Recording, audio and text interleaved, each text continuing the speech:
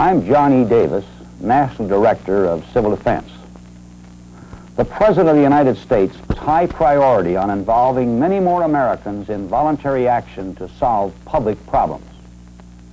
At a conference of state governors, he emphasized the role of people banding together to do those things which must be done. Voluntary action by individuals and groups is deeply rooted in the American character and tradition. Voluntary action is essential to civil preparedness. Civil defense in the United States is not a special group of people standing by to save the day in case of a major disaster. Rather, it is coordinated planning and action by government, industry, volunteer groups, and individuals designed to protect people from major peacetime hazards and disasters, as well as attack. This film presents the National Defense Transportation Association as an organization voluntarily helping government in a way described by President Nixon as matching the magnitude of our task. Train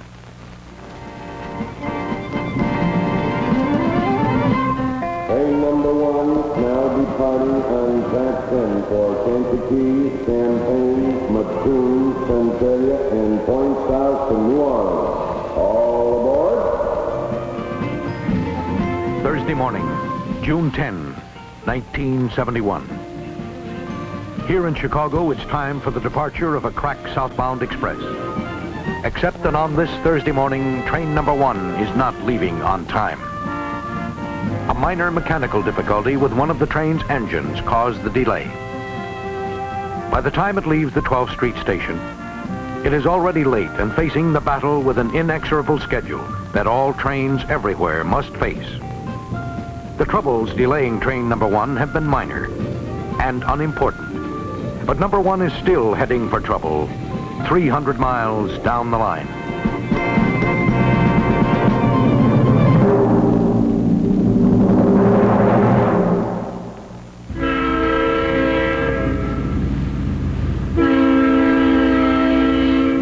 Disaster nearly always comes by surprise.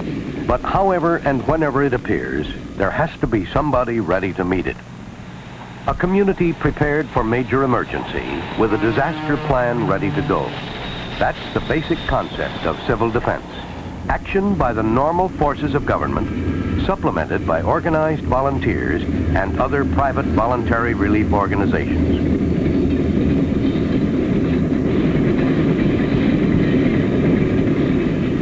The town is Salem, located in the peaceful farm country of southern Illinois. It would be hard to imagine a less likely scene for a major disaster. Nevertheless, 4 months earlier, a group of neighbors gathered at the Salem Town Hall to hold an EOS.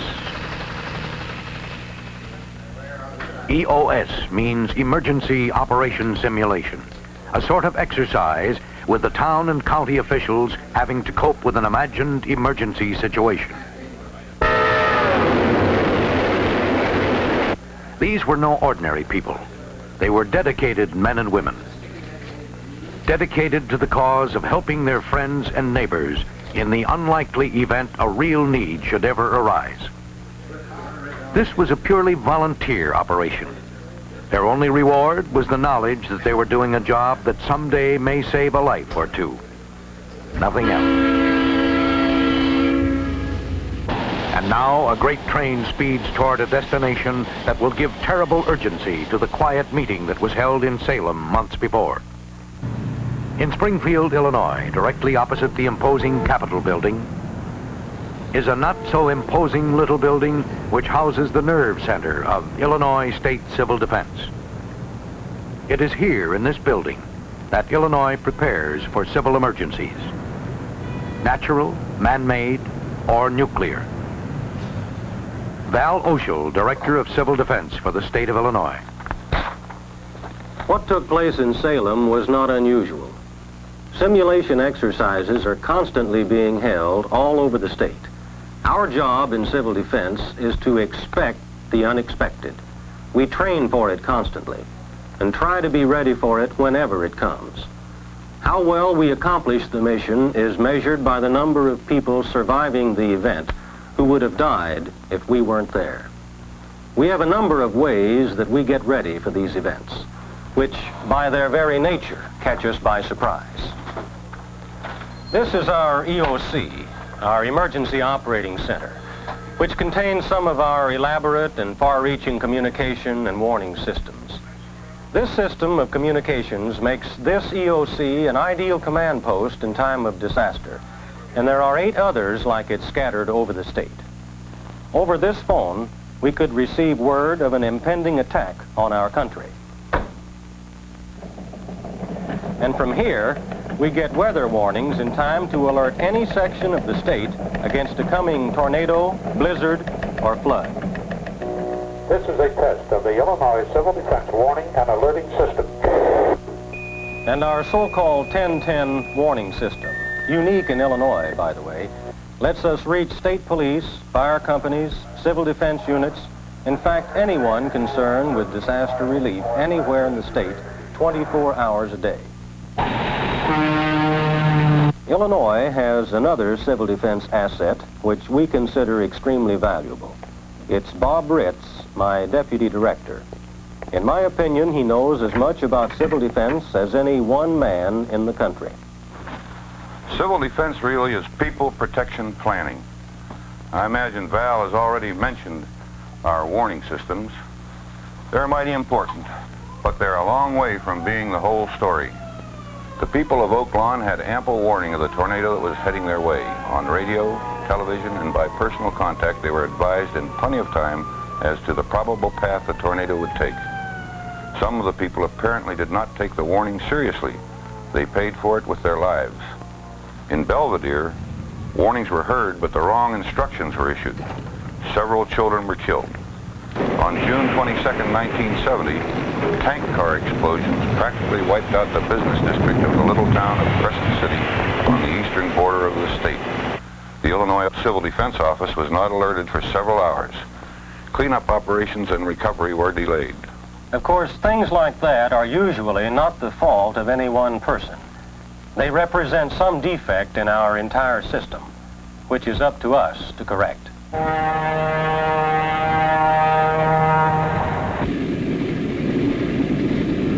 Train number 1 has been having its troubles. It will have to make up time on its way to a rendezvous that will test the Illinois Civil Defense Disaster Plan.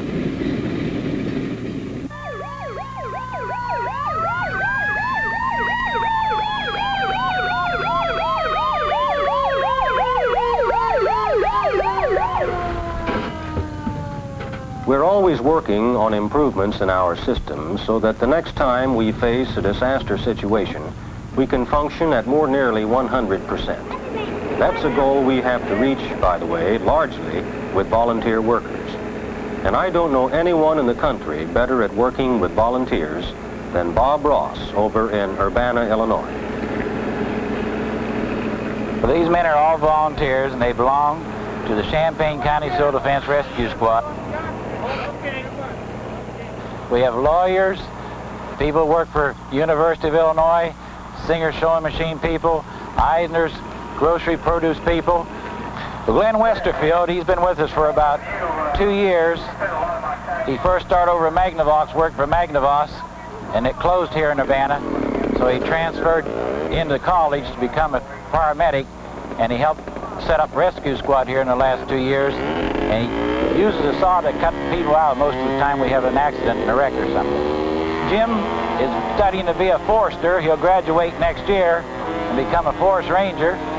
And he works for Singer Sewing Machine now, and he come in about 2 years ago too. Took the rescue course and stayed with us, and he's one of my top lieutenants, the driver of a truck, one of the rescue trucks. Larry, ready. Larry. Let's go with that porta potty. Go ahead, ready. You're gonna want it. You're gonna want it. That's Dick Bradley. He's the chief mechanic for Scotty's Harlow Shell Station in Urbana. He's one of my chief divers. He's a diver instructor, and he teaches other people how to dive. But we do everything. We go to drownings. They go under ice. They go search for boats. Anything that people call us on that has part of civil defense, emergency, well, we send out the divers if they are requested. We go to great lengths here to train our volunteers to the peak of performance.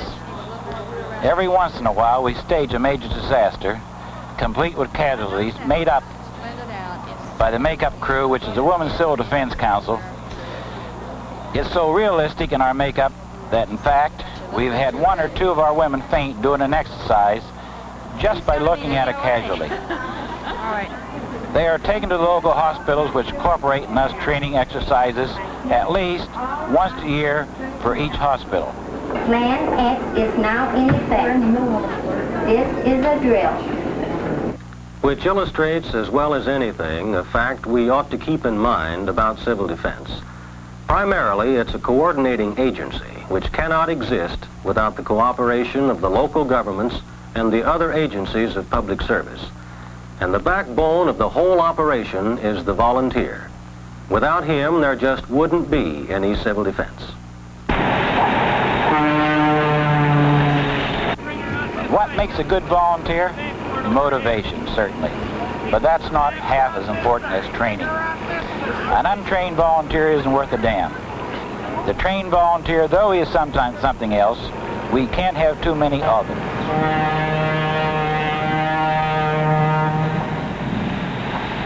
Through mid-morning, train number 1 speeds on. It approaches Champaign, little realizing how short the remaining journey will be. Of course, when you talk about civil defense, you talk about a lot of things. One thing we're famous for is our ability. It's a necessity, really, to make good, useful equipment out of worthless surplus. Chicago is a mighty big city, so it's not surprising that one of the biggest and the best examples of this was pieced together right there. Firefighting and rescue people come from all over the world to see Big John in action. That contraption is really one of a kind, a sort of water cannon, capable of shooting water hundreds of feet into the air. Even more unbelievable is the fact that most of Big John was salvaged literally from junk piles. That part that swivels is an exception.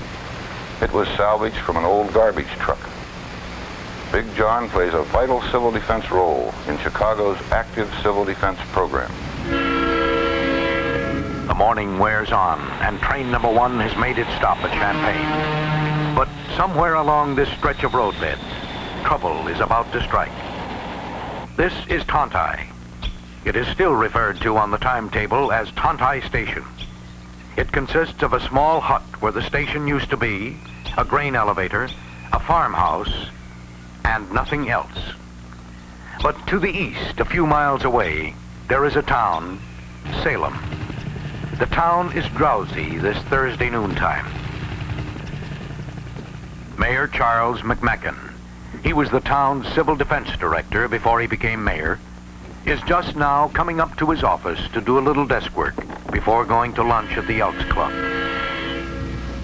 Train number 1 is now making up the lost time, and yet still keeping within the speed limit of 100 miles an hour for this stretch of track. It is lunchtime in Salem, of course.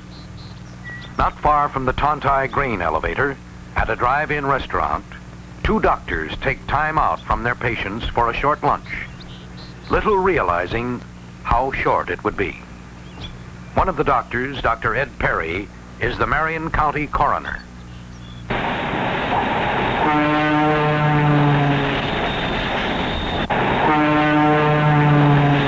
One of the few eyewitnesses was Dick Garden of Salem. He was driving by at the time. I don't know what it was that cut my eye, because the train went under the interstate, and as I just started up on the approach of the viaduct, I looked, just glanced down the track at the train. I guess it was just a natural reaction, and that's when I noticed the locomotive was sort of wobbling. And just up there, she began to veer off in a funny way, and I knew she left the rails. She went on her side and slid a long way toward the tower there. Then the momentum of the train behind it just literally started pushing it out of the way, and it jackknifed around. And then that's when the other car started leaving the track and flipping into, rolling down the track and flipping over and over. And like I said, then you could see ties and rails shooting up through the air, and it just, you could see the the rails were just twisting like spaghetti. It was and then it got so dusty, as I said, and so much. I never realized there was so much dust and smoke. Then the train started. The engine itself started smoking from. It was all white smoke, like diesel was on fire. I couldn't believe it that the train had actually left the tracks and wrecked this bad, and I thought it must be a lot of people hurt and injured there. Minutes later, Mayor McMacken is ready to leave for lunch when the first alarm crackles over his shortwave receiver. Mayor, we have a train wreck at Tonti. The engines are turned over and burning, and at least 9 passenger cars are on their side. We're responding with engines 12, 14, and emergency number 9.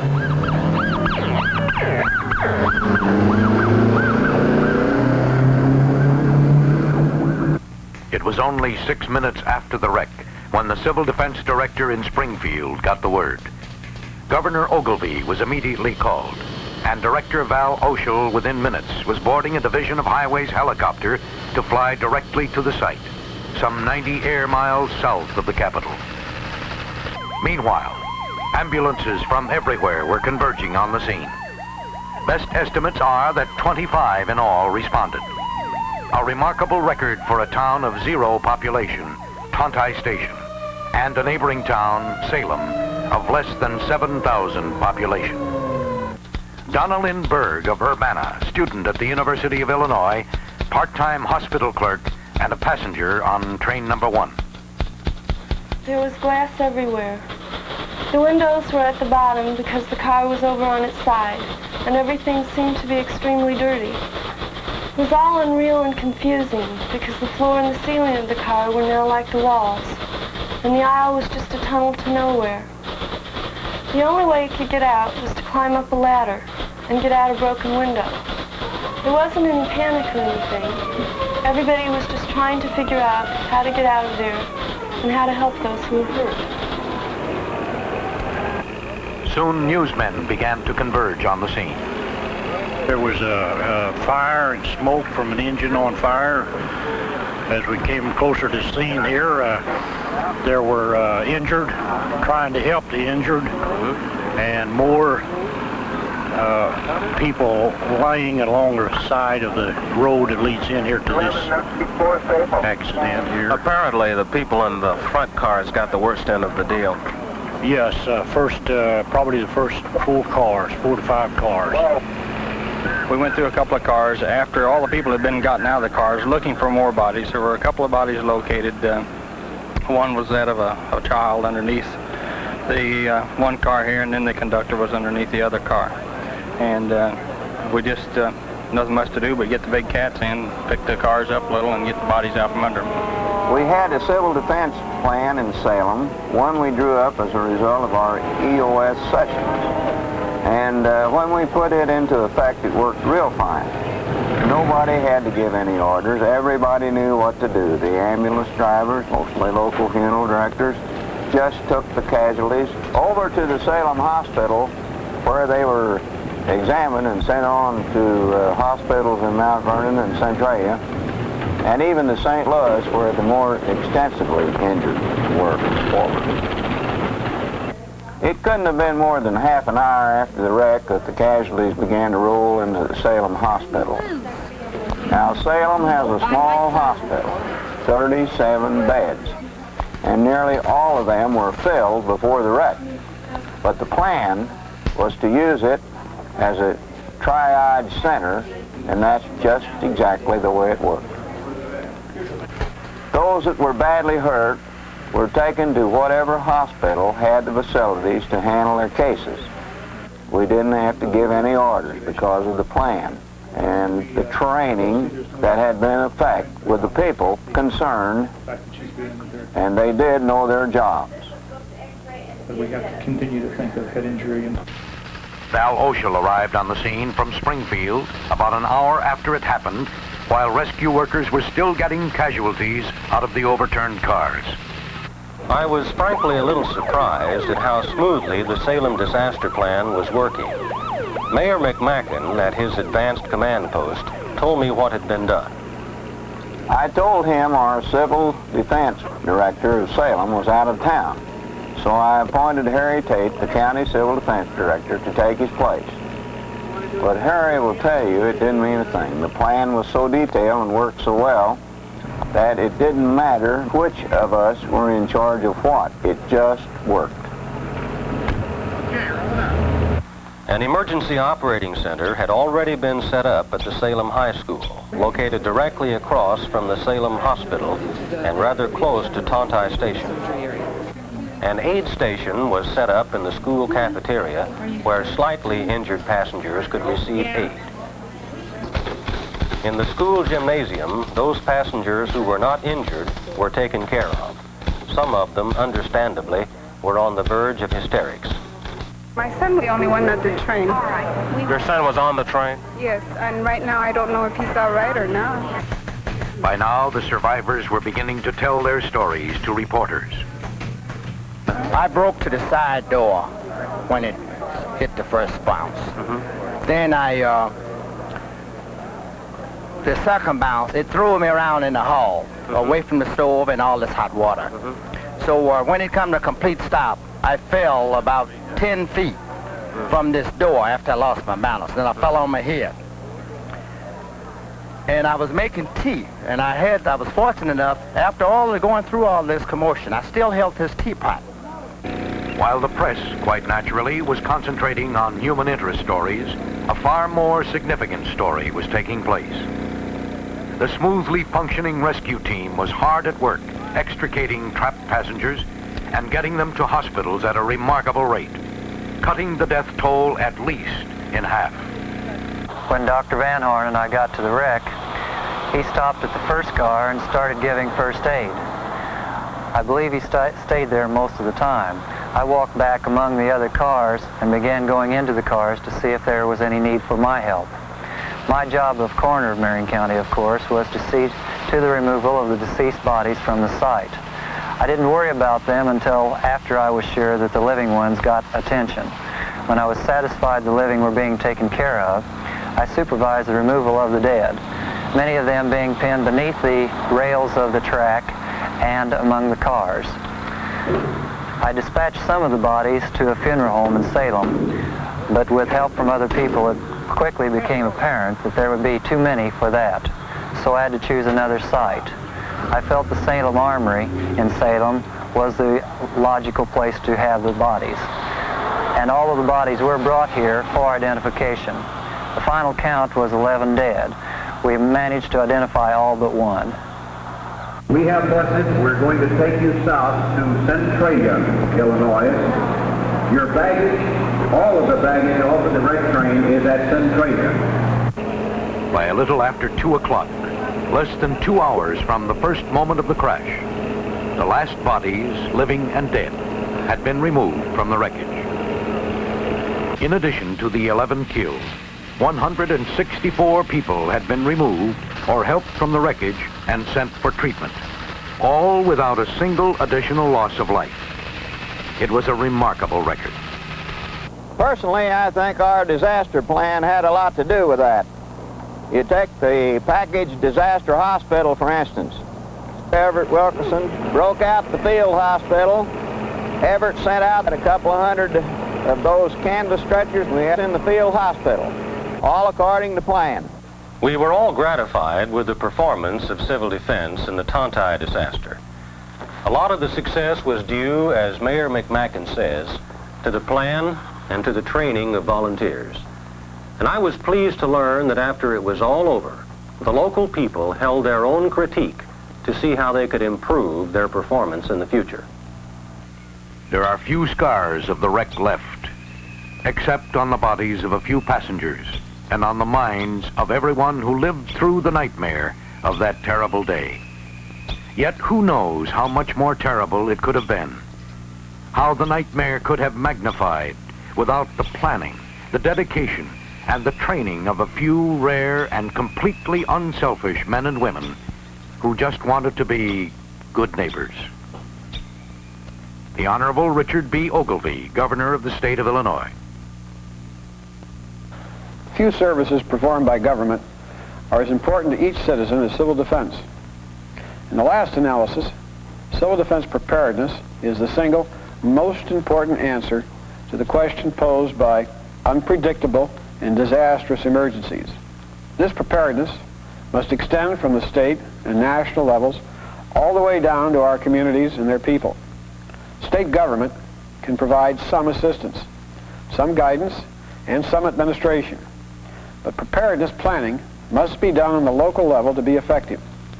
It becomes a personal responsibility for each resident of Illinois to lend what support he can to his state and local civil defense efforts.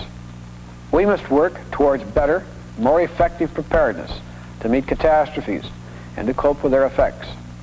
Civil defense in Illinois has done an outstanding job in the past, and with renewed vigor continues to serve the best interests of the public. I urge you to write or call on your community civil defense director and become familiar with your community plans and programs for coping with emergencies. Thank you.